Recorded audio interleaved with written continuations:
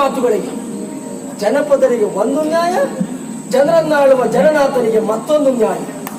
ನ್ಯಾಯ ನ್ಯಾಯ ನ್ಯಾಯ ಎಲ್ಲಿದ ನ್ಯಾಯ? ಸಮಾನತೆ ಮಾತಾಡ್ತೀವಿ, ಬಡವ ಶ್ರೀಮಂತ ಒಂದೇ ಅಂತ ಹೇಳ್ತೀವಿ. ಒಂದಾದ್ರೂ ಆಚರಣೆ ಉಂಟ? ನಮ್ಮಂತ ಪ್ರತಿಯೊಬ್ಬ ಬಡವ ಉಣ್ಣುವ ಪ್ರತಿಯೊಂದು ತುತ್ತಿಗೂ ನಿಮ್ಗೆ ಇಷ್ಟು ಅಂತ ಕರೆ ಕೊಡ್ಬೇಕು. ನಮ್ಮ ಮನೆಯಲ್ಲಿ ಮದುವೆ ಆಗಲಿ, ಉಪನಯನ ಆಗಲಿ, ಯಾರಾದ್ರೂ ಸಾಯಲಿ, ಯಾರಾದ್ರೂ ಹುಟ್ಟಲಿ, ನಮ್ಮದೇ ಜಾಗದಲ್ಲಿ ನಾವು ಮನೆ ಕೊಟ್ಟಿದ್ದೀವಿ. ನಿಮ್ಮ ಪರವಾನಿಗೆ ನಿಮ್ಮ ಒಪ್ಪಿಗೆ ಬೇಕು. ಆದ್ರೆ ನೀವು ನಮ್ಮದೇ ಹಣವನ್ನು ಸಂಗ್ರಹಿಸಿ ಮಾಡುವುದೇನು? ನಿಮ್ಮ ಮನಸ್ಸಿಗೆ ಒಂದರ ಶಂಕುಸ್ಥಾಪನೆ ಮಾಡಿಸೋದು, ನೀರು ಬರದೆ ಹೋದರೆ ಬಾವಿ ತೋರಿಸೋದು, ಕೊನೆಗಿಷ್ಟ ಆಯ್ತು ಅಂತ ಖರ್ಚು ವೆಚ್ಚ ತೋರಿಸೋದು, ಇದೇ ಅಲ್ವಾ ನಿಮ್ಮ ಆಡಳಿತ? ರೈತ ದೇಶದ ಬೆನ್ನೆಲುಬು ಅಂತ ಮೊದಲೆಲ್ಲ ಭಾಷಣ ಮಾಡ್ತೀವಿ, ನಿಮಗೆ ಕರತಾಟನ ಬೇಕು. ಆದ್ರೆ ಅದೇ ರೈತ ಬೆನ್ನು ಮುಟ್ಕೊಂಡು ಹಾಳು ಬಾವಿ ಬಿದ್ದು ಆತ್ಮಹತ್ಯೆ ಮಾಡಿಕೊಳ್ಳುವ ಮಾಡ್ತೀವಿ. ಇದೇ ಅಲ್ವಾ ನಿಮ್ಮ ಆಡಳಿತ? ಎಲ್ಲಿಯವರೆಗೆ ಅಂತ ಕೇಳಿದ್ರೆ, ನಮ್ಮಂತ ಜನಸಾಮಾನ್ಯನೊಬ್ಬ ಅಜ್ಜನ ಕಾಲದಿಂದಲೋ ಅಪ್ಪನ ಕಾಲದಿಂದಲೋ ಬಂದಂತ ಒಂದು ಕಂಠಹಾರದಲ್ಲಿ ಹುಲಿಯ ಉಗುರನ್ನ ಹಾಕುವ ಹಾಗಿಲ್ಲ ನೀವು ಆಕ್ಷೇಪ ಮಾಡ್ತೀರಿ. ನಮ್ಮನ್ನ ಬಂಧಿಸ್ತೀರಿ, ಸೆರೆಮನೆಗಾಗ್ತೀರಿ, ಪ್ರಾಣಿ ಹಿಂಸೆ ಅಂತ ಹೇಳ್ತೀರಿ. ಅದೇ ನಿಮ್ಮ ಜನ, ನಿಮ್ಮ ನೀವು, ನಿಮ್ಮ ಮಕ್ಕಳು ಹಾಕೊಂಡ್ರೆ ಮಾರನೇ ದಿವಸ ಹುಲಿಯ ಉಗುರೇ ಅಲ್ಲ ಅಂತ ಮಾಡಿಸಿ ತೋರಿಸ್ತೀರಿ, ಪ್ರಕರಣವನ್ನೇ ಮುಚ್ಚಿಸಿಬೇಕು. ನಿಮ್ಮಂತವರ ಆಡಳಿತಕ್ಕೆ ತಿಟ್ಟೋರಾಗಲಿ. ತುಂಬಿದ ಸಭೆಯ ಎದುರು ನಮ್ಮನ ಕುರಿತಾಗಿ ಕೇವಲವಾಗಿ ಮಾತಾಡಿದ ನೀವು ನೀವು ನೀವು ನನ್ನಲ್ಲಿ ಮೊದಲು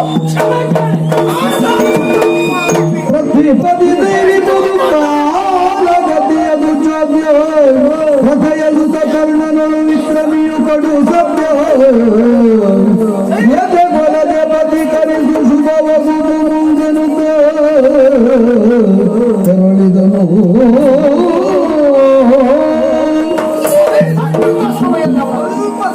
ಎಷ್ಟು ಮಾತಾಡುವುದು ಅಜಲ್? ಯೋಚನೆ ಮಾಡಿ ನೋಡು, ಅವ ಆಡಿದಂತಹ ಮಾತಿನಲ್ಲಿ ಯಾವ ತಪ್ಪು ಉಂಟು? ಯಾಕೆ?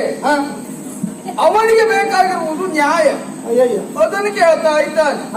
ಯೋಚನೆ ಮಾಡಿ ನೋಡಿ, ಏನು ಸಮರ್ಥನಿರುವಂತಹ ಅವ ತನ್ನ ಸ್ಥಾನವನ್ನು ಕೇಳ್ತಾ ಇದ್ದಾನೆ ಹೊರತಾಗಿ ಬೇರೆ ಏನನ್ನು ಅಲ್ಲ, ಅದಕ್ಕೂ ಮೀರಿದ ಪದವಿಯನ್ನು ಅಲ್ಲ. ಯೋಚನೆ ಮಾಡಿ ನೋಡಿದ್ರೆ ಸರಿಯಾಗಿ ನೀವು ಇರುವಂತಹ ಸ್ಥಾನದಲ್ಲಿದ್ದವರು ಆ ಸ್ಥಾನದ ಗೌರವವನ್ನು ಕಾಪಿಟ್ಟುಕೊಳ್ಳುವುದು. ಅವನಿಗೆ ಆ ಯೋಗ್ಯತೆಯನ್ನು ಇಲ್ಲ. ಅವನ ನೀವೇಳುವುದು ಜಾಣನೀತನು ತ್ರಾಣೀತನು, ರಣರಂಗದಲ್ಲಿ ಹೋರಾಡುವಂತಹ ಕೊಡಿ ಅವನಿಗೆ ಪೀಠ, ಇಂಥವನಿಗೆ ಪೀಠ. ಕುಲ ಮುಖ್ಯ ಮುಖ್ಯ ಅಂತ ಹೇಳುವುದು. ಕುಲ ಕುಲವೆಂದು ಅಡಬೇಡಿದಯ್ಯ, ದಾಸರವಾಣಿ ಉಂಟು ದಾಸರವಾಣಿ ಮಾತಾಡ್ತಾನೆ. ಏನು ಎಲ್ಲ ಬಿಟ್ಟು ದಾಸ ಅಂತ ಮಾಡ್ಕೊಂಡ್ಯಾ? ನಾಡಿಗೆ ರಾಜ ನಾನು ಅಲ್ಲ ಗುರುಗಳೇ. ಇವನು ನಾಲ್ಗೆ ಬಜೆ ಹಾಕಿದವು ಯಾರು ಅಂತ ಎಷ್ಟು ಮಾತಾಡ್ತಾವ. ಯೋಚನೆ ಮಾಡಿ ಏನು? ಯಾಕೆ ಇದೇ ರೀತಿಯ ಪರಿಸ್ಥಿತಿ ಹಿಂದೂ ಬರಲಿಲ್ವೋ? ಯಾವಾಗ ಹಿಂದೆ ಮಹಾಭಾರತದ ಸಂದರ್ಭ, ಪರೀಕ್ಷಾ ರಂಗದಲ್ಲಿ ಕರ್ಣನಪ್ಪ ಕುಲಹೀನ ಎನ್ನುವ ಹಾಗೆ ಹೇಳುವಂತಹ ಸ್ಥಿತಿ ಬಂದು ಒದಗಿರುವಂತಹ ಹೊತ್ತಿಗೆ ಅಂಗದೇಶದ ಅಧಿಪತಿಯನ್ನು ಗೌರವ ಕೊಡುವುದರ ಮುಖೇನವಾಗಿ ತನ್ನ ಸ್ಥಾನದ ಗರಿಮೆಯನ್ನು ಹೆಚ್ಚು ಮಾಡಿಕೊಂಡಿದ್ದಾನೆ. ಗುರುಗಳೇ, ನೀವು ಪುರಾಣಕ್ಕೆ ಬಾಯಿ ಹಾಕ್ಬಿಟ್ರು ಆಗ್ಲೇಬೇಕಾಯ್ತು. ಇಲ್ಲಿ ನಾನು ಕೌರವನ ಸಂತಾನದವನು ಅಲ್ಲ, ಅವ ಕರ್ಣನ ಸಂತಾನದವನು ಅಲ್ಲ ಎಂಬಲ್ಲಿಗೆ ಯಾವ ಕಾರಣಕ್ಕೂ ನಾನು ಕೊಡ್ಲಿಕ್ಕೆ ಸಾಧ್ಯ ಇಲ್ಲ. ಪೀಠ ಸುಮ್ಮನೆ ಯಾಕೆ ಇಂಥದ್ದೆಲ್ಲ ಅವ್ರ ಹತ್ರ ಹೇಳ್ತೀವಿ? ಅವ್ರಿಗೆ ಒಳ್ಳೆ ಹಳೆ ಪ್ರಸಂಗ ಯಾವ್ದು ಆಗ್ಬೋದಿಲ್ಲ. ಏನು ಹಳೆ ಪ್ರಸಂಗ ಕುರಿತಾಗಿ ನೀ ಎಲ್ಲ ಅರ್ಧ ಕುಡಿದು ಬಿಟ್ಯಾ? ಸತ್ಯ ಹೇಳ್ತಾರೆ. ಹಳೆಯ ಪ್ರಸಂಗದಲ್ಲಿ ಯಾವ ವೇಷ ಹೇಗೆ, ಆ ವೇಷದ ನಡೆ ಹೇಗೆ ನಮ್ಮನೆಗೆ ಬಾ ಹೇಳ್ಕೊಡ್ತೆ. ಕಾರ್ಯ ಮಾಡುತ್ತಿದ್ರಿ ಮಳೆ ಬರ್ಬೋದು. ನಿನಗೆ ಬೇಕಾದ ಪ್ರಸಂಗದಲ್ಲಿ ಓ ಅವರೆಲ್ಲ ಕೇಳುವುದು, ಓ ಇವರೆಲ್ಲ ಕೇಳುವುದು, ಇಲ್ಲಿ ಬಂದ್ಕೊಂಡು ಟಸ್ ಪುಸ್ ಮಾಡುದಲ್ಲ. ಮಾತಾಡ್ತಾನೆ ಮಾಡಿದ್ರು ಸರಿಯಾದಂತೆ ಹೇಳ್ತೇನೆ.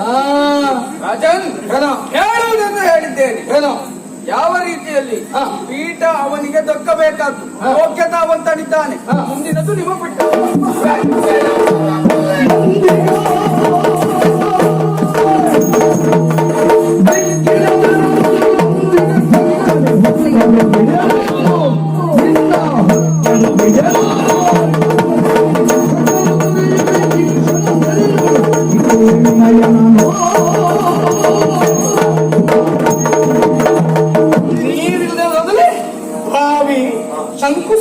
ಮಗನೇ, ಹುಲಿ ಉಗುರು ಪ್ರಾಣಿ ಹತ್ಯೆ ಮಾಡುವವರು ಏನ್ ನಮ್ಮ ಸಭೆಯಲ್ಲಿ ಹೇಳುವುದಾ?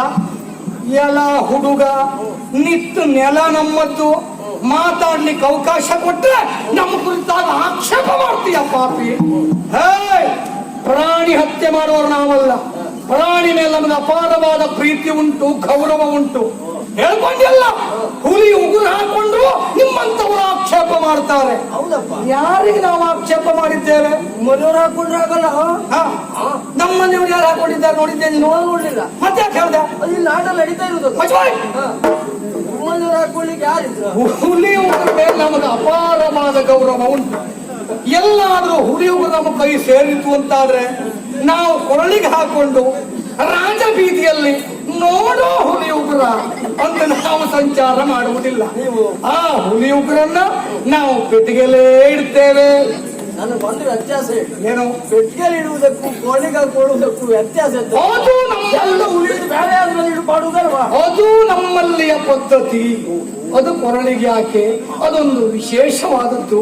ಆ ಕಾರಣಕ್ಕಾಗಿ ನಾವು ಪೆಟ್ಟಿಗೆಯಲ್ಲಿ ಇಡ್ತೇವೆ. ಎಲ್ಲಾದ್ರೂ ಒಂದು ಕಾಡ್ಕೋಣ ಸತ್ತು ಬೀಳಿ ಎಂತ ಮಾಡ್ತೀರಿ? ಅದರ ಗೋಡನ್ನು ತೆಗೆದುಕೊಂಡು ಹೋಗ್ತೇವೆ, ಸ್ವಚ್ಛಗೊಳಿಸುತ್ತೇವೆ. ಮನೆ ಜಗಲಿ ಉಂಟಲ್ಲ, ಗೋಡೆಗೆ ನಾವು ನೇತು ಹಾಕ್ತೇವೆ. ತಪ್ಪಲ್ವಾ? ಯಾಕಪ್ಪ? ಶೃಂಗಾರಕ್ಕೆ, ಒಂದು ಚಂದಕ್ಕಿರ್ಲಿ, ಎಲ್ಲಾದ್ರೂ ಒಪ್ಪಿ ಅನಿವಾರ್ಯಕ್ಕೆ ನಮ್ಮ ಬಟ್ಟೆ ನೇತು ಹಾಕ್ಲಿಕ್ಕೂ ಆಗ್ತದೆ. ಎಲ್ಲಾದ್ರೂ ನನಗೆ ಒಂದೇ, ಗೋಡೆ ಶೃಂಗಾರಕ್ಕೆ ಕೋರಡಿ, ಕೋಳಿನ ಶೃಂಗಾರಕ್ಕೆ ಉಗುರಿ ಯಾಕಾಗ?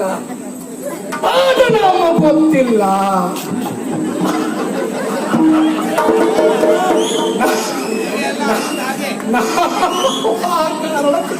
ಆಕ್ಷೇಪ ನೀ ಮಾಡಿದ್ರು ನಿನ್ನ ಪ್ರಶ್ನೆಗೆ ನಮ್ಮ ಉತ್ತರ ಇಲ್ಲ. ಅದು ನಮಗೆ ಗೊತ್ತಿಲ್ಲ. ಇನ್ನು ಹೇಳ್ಕೊಂಡಿಯಲ್ಲ, ಇಲ್ಲೆಲ್ಲಾದ್ರೂ ಹೊಂದಿ ಸತ್ತು ಬೀಳಿ ಏನ್ ಮಾಡ್ತೀವಿ? ಸ್ವಚ್ಛಗೊಳಿಸುತ್ತೇವೆ, ಅದರ ಕೂದಲನ್ನು ತೆಗಿತೇವೆ, ಬೆಳ್ಳಿಯಿಂದ ನಾವು ಕೊಡ್ತೇವೆ. ಆ ಬಳಿಕ ಹಂದಿ ಚಮೆ ಅನ್ನುವ ಕಾರಣಕ್ಕಾಗಿ ದೇವರ ಮೂರ್ತಿಯನ್ನು ತೊಳೆಯುವುದಕ್ಕೆ ನಾವು ಬಳಸ್ತೇವೆ. ಪಾಪಿ ಮಗನೇ, ನಮ್ಮ ಸಭೆಗೆ ಬಂದ್ಕೊಂಡು ಎಷ್ಟು ಮಾತಾಡ್ತೀಯೋ? ನಿನಗೆ ಸೇನಾಗಿನ ಪದವಿ ಬೇಕಾ? ನೀನು ಕತ್ತಲ ಕೊಡಬೇಕು.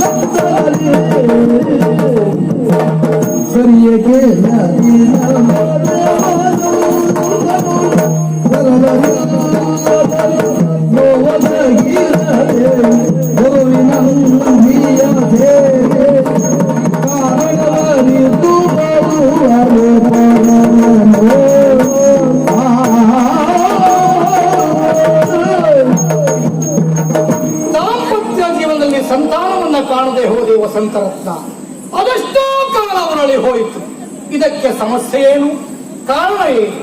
ಧರ್ಮಂದಿಗಳಿದ್ದಾರೆ, ಅವರಲ್ಲಿಯೇ ಕೇಳಬೇಕು. ಅವರ ಆಶ್ರಮಕ್ಕಾಗಿ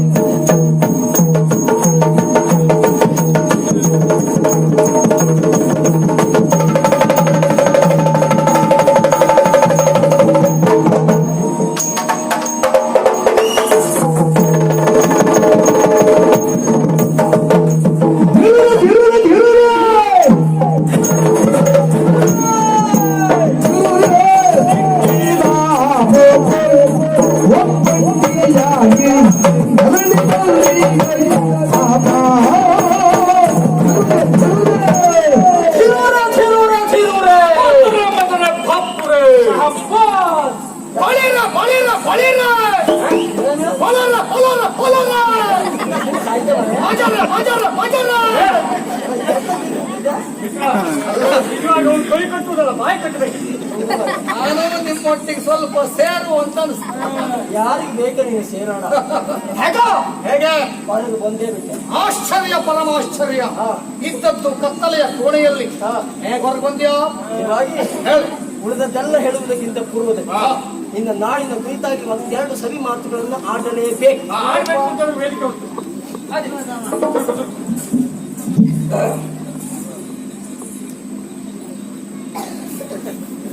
ಮಾನ್ಯ ಅಧ್ಯಕ್ಷರೇ ಹಾಗೂ ನನ್ನ ಸಹಪಾಠಿಗಳು, ತಪ್ಪು ತಪ್ಪು. ಮಾನ್ಯ ಅಧ್ಯಕ್ಷರೇ, ಪೂಜ್ಯ ಗುರುಗಳೇ ಹಾಗೂ ನನ್ನ ಸಾಮಾನ್ಯ ಇದೆಂತದ್ದು ಅವನ ಕಟ್ಟೆ ಭಾಷಣ ಅವನ. ಏನ ಭಾಷಣ ಮಾಡದೆ ಹೋದ ಮಾತು ಮಾಡ್ಕೊಟ್ರ ಹೇಗೆ ಮಾಡ ಗೊತ್ತಿದ್ದ ಮಾಡ್ತಾರೆ. ಯಾಕಪ್ಪ ಇಲ್ಲಿಂದ ಗುರುಗಳು ಯಾರಿದ್ರ? ಇಲ್ಲ. ಇದೊಂದ್ ಜಾತಿ ಹಳೆ ಕೊರಡು ಅಧ್ಯಕ್ಷ ಇದ್ದಾಗೆ, ನೀವು ಹಳೆ ಸ್ನೇಹಿತರು ಹಾ. ಸಹಪಾಠಿಗಳು. ಸರಿ. ಅವು ಕಟ್ಟೆ ಭಾಷೆ ಅಂತ ಹೇಳಿದಲ್ಲ, ನೇರ ವಿಷಯ ಬರ್ತಾರೆ. ಅದ್ಭುತವಾಗಿ ಒಂದು ಆಡಳಿತ. ಹೇಗೆ ನಮ್ಮ ಇಲ್ಲಿನ ನಾಡಿನಲ್ಲಿ ಹೊರಗೆ ಬದುಕುವುದಕ್ಕಿಂತಲೂ ಒಳಗೆ ಬದುಕುವುದೇ ಬಹಳ ಸುಲಭ. ನೀನು ಹೇಗೆ ಹೇಳ್ತೀಯ? ಬಲವಾದ ಕಾಲದ ಯಾಕೆಂದ್ರೆ ಹೊರಗೆ ನಿಂತ ಕಡಿಮೆ ದರದಲ್ಲಿ ಒಳಗೆ ಸಿಗ್ತದಲ್ಲ. ನೀನು ಬಹುಶಃ ಅವರಿಗೆ ಉಳಿದವ. ಹಾಗೆ ಹೇಳಲಿಕ್ಕಾಗುದಿಲ್ಲ. ಕೊನೆ ನೀವು ಹಾಗೆ ಮಾಡಿ. ಮೊದಲ ಭಾಷೆ ಯಾಕಪ್ಪ ಅದು ಬೇಡ ಅಂತ ಹೇಳಿ. ಯಾಕೆ ಈ ಮಾತು ಹೇಳಿದ್ದು? ಹೇಳು. ನಿಜವಾಗಿ ನಿಮ್ಮ ನಾಡು ಅಂದ್ರೆ ಹಾಗುಂಟು ಅಂತ. ಹಾ. ನಿಮ್ ಭಾಷಣ ಕೇಳಿದ್ರೆ ವೇದಾಂತ ಶಿರೋಮಣಿ ಅಂತ ತಿಳ್ಕೊಳ್ಬೇಕು. ಇದು ಕೂಡ ಯಾವ ಭಾಷಣದ ಬಗ್ಗೆ? ಹೊರಬರುವ ನಿಶ್ಚಯ ಮಾಡಿದೆ. ಯಾಕೆ ಹಾ. ನಿನ್ನ ಮೇಲಿನ ಸೇಡನ್ನು ತೀರಿಸಿಕೊಳ್ಳುವುದಕ್ಕೆ ಬೇಕಾಗಿ ಓಹೋ. ಯೋಚನೆ ಮಾಡಿದೆ. ಹಾ. ಹೊರಬೇಕಲ್ಲ, ಕಾಯ್ತಾ ಇದ್ದವ್ರಿಗೆ ಏನಾದ್ರು ಕೊಡ್ಬೇಕಲ್ಲ. ಹಾ. ಇನ್ನು ಮುಂದೆ ನೋಡ್ಲೇ ಇಲ್ಲ. ಹಾ. ಇಷ್ಟು ಒಟ್ಟಾಡ್ಬೇಕು.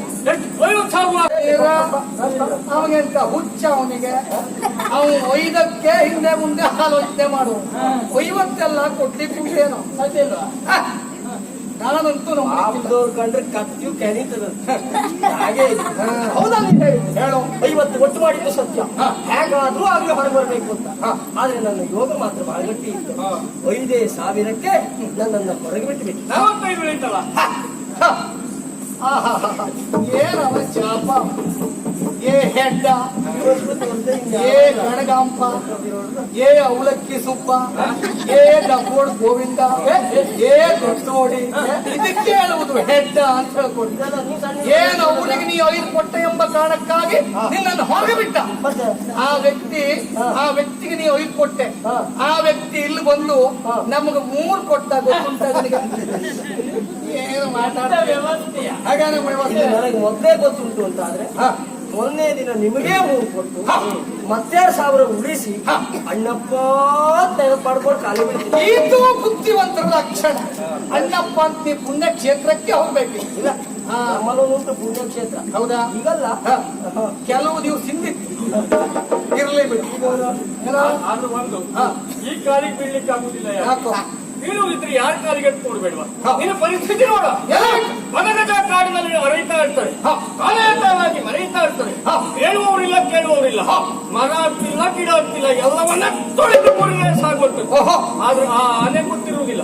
ನಮ್ಮಂತಹ ಬುದ್ಧಿವಂತರು ಅದನ್ನ ಹಿಡಿಯಲೇಬೇಕು ಅಂತ ದೊಡ್ಡ ಹೊಂಡ ನೋಡಿ ಸೋಪ್ ಮುಚ್ಚಿರ್ತೇವೆ. ಕೆಟ್ಟ ಅಂತ ಸ್ವಾನೆ ಗೊತ್ತಿರ್ತಿಲ್ಲ. ಮತ್ತೆ ಬಂದ ಹಾಗೆ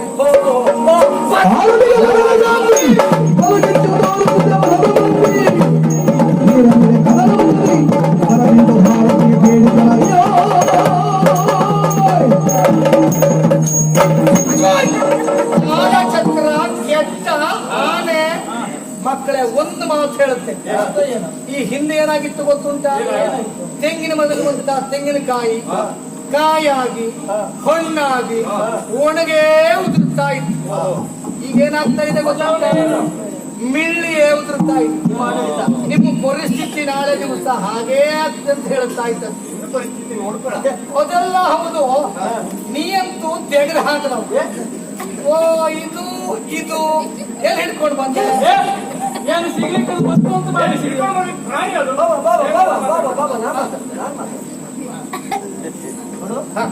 ಈ ವರ್ಷದ ಮಟ್ಟಿಗೆ ನನ್ನ ಕುರಿತಾಗಿ ನೀವು ಏನು ಬೇಕಿದ್ರು ಮಾತಾಡಬಹುದು. ಸರಿ.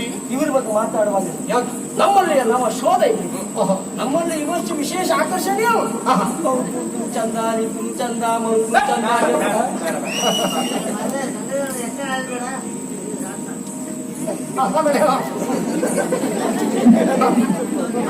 ಭಾವ ಭಾವನೆ, ಒಳ್ಳೆ ಭಾವನೆ. ಬ್ರಹ್ಮ ಭಾವ ಅಂತ. ಭಾವ ಭಾವ ಎಂತ ಭಾವ ಭಾವರ ಸಂಬಂಧ. ಒಂದು ಲೋಕದಲ್ಲಿ ಮಾತು ಕೇಳಿದ್ದೀರಾ? ಏನು? ಭಾವ ಭಾವ ಬಕ್ಕಂಡಿ ಸೇಡಿ ಕೂಡಿ ಬಕ್ಕಂಡಿ ಅಂತ. ಒಳ್ಳೆ ಮಾತು ಉಂಟು. ಏನು ಭಾವ ಭಾವರ ಸಂಬಂಧವ? ಒಬ್ಬ ಅಂಗಾರಕ, ಒಬ್ಬ ಕೇತು, ಒಬ್ಬ ಕುಂಟಿ ಶನಿ, ಮೂರು ಸೇರಿದ ಸಂಧಿವಾತ.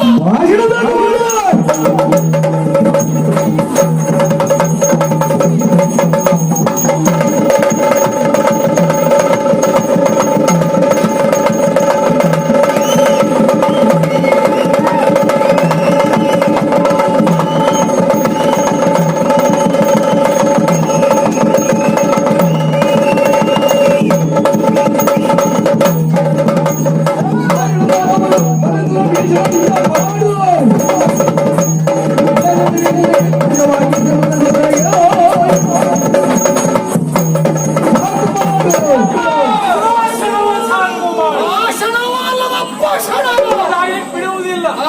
ಏನ್ ಮಾತಾಡ್ತೀಯ? ಭಾಷಣವ ಭಾಷಣದಲ್ಲಿ ದೊಡ್ಡವರು ಯಾರು? ಬೃಹಸ್ಪತಿ ವಾಗೀಶ. ಅವನೇದು ನಿನ್ನ ಮಾತು ಕಟ್ಟೆ. ಬೇಡ ಬೇಡ ಬೇಡ, ನೀವು ಹೋದ್ರೆ ಅವ ಆತ್ಮಹತ್ಯೆ ಮಾಡ್ಕೊಂಡು. ನಾವು ಅಲ್ಲಿಗೆಲ್ಲ ಹೋಗುದು ನಮ್ಗೆಲ್ಲ ಸಾಕ. ಇನ್ನಲ್ಲಿ ವಾಗೀಶನ ಹೋಗುದು ಕಷ್ಟ ಸಾಧ್ಯ ಅಂತಾದ್ರೆ ಯೋಗೀಶನಲ್ಲಿ ಕಳಿಸ್ತೇನೆ. ಈ ಮಾತ ನಮ್ಮ ಮೂವರಿಗೆ ಯಾವ ಕಾರಣಕ್ಕೂ ಯಾವ ಕಾಲಕ್ಕೂ ಪತ್ತೆ ಆಗುವುದಿಲ್ಲ. ಏನ್ ಮಾಡೋಣ? ಆ ದಿವಸ ನನ್ನ ಮಿತ್ರನಿಗೆ ಅವಹೇಳನೆ ಮಾಡಿ ಯಾವುದಕ್ಕೂ ಹೋದೆ. ಸಿಕ್ಕಲಿ ಮಾತ್ರ ಸಿಕ್ಕಿದೆಯಲ್ಲ ಪಾಪಿ ಮಗನಿಗೆ.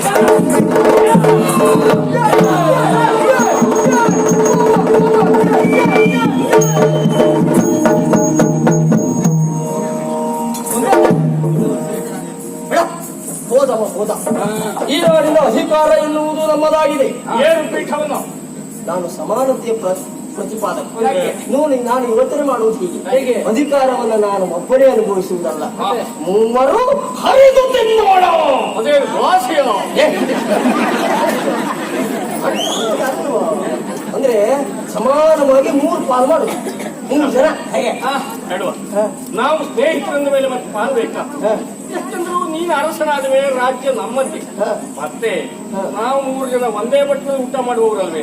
ಸರಿ ಉಂಟವನೇ ಅಣ್ಣ, ನಾನು ಯಾವುದಕ್ಕಾದ್ರೂ ಹೂವು ಅಂತೇನೆ, ಒಂದೇ ಬಟ್ಟಲಿನ ವಿಷಯಕ್ಕೆ ಹೂವು ಹಾಕುವ.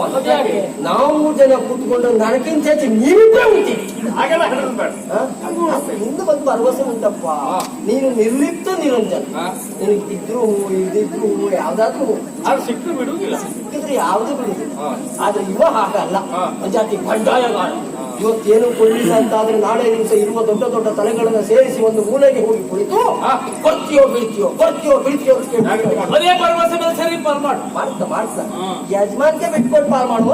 ನೀವು ಬಿಡುವುದೇ ಇಲ್ಲ. ಪೂರ್ವ, ಉತ್ತರ, ದಕ್ಷಿಣ 3 ಪಾಲು. ಪೂರ್ವಕ್ಕೆ ನಾನು ದೇವೇಂದ್ರನ ಹಾಗೆ ಕುಳಿತುಕೊಳ್ತೇನೆ, ಉತ್ತರಕ್ಕೆ ನಿನ್ನನ್ನು ಕುಬೇರನ ಹಾಗೆ ಕೂರಿಸ್ತೇನೆ, ದಕ್ಷಿಣಕ್ಕೆ ನಿನ್ನನ್ನ ಯಮ ಯಮ. ಕಾರ್ಯವೈಖರಿಯನ್ನು ನೋಡಿ ಪ್ರಶ್ನೆ ಇಲ್ಲ.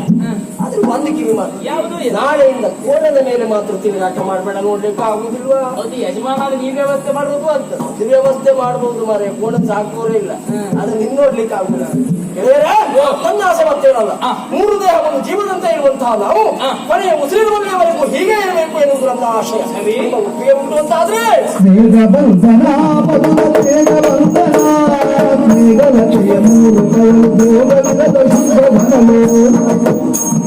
ಮೇಘ ಭಾವ ಮೂಡಿ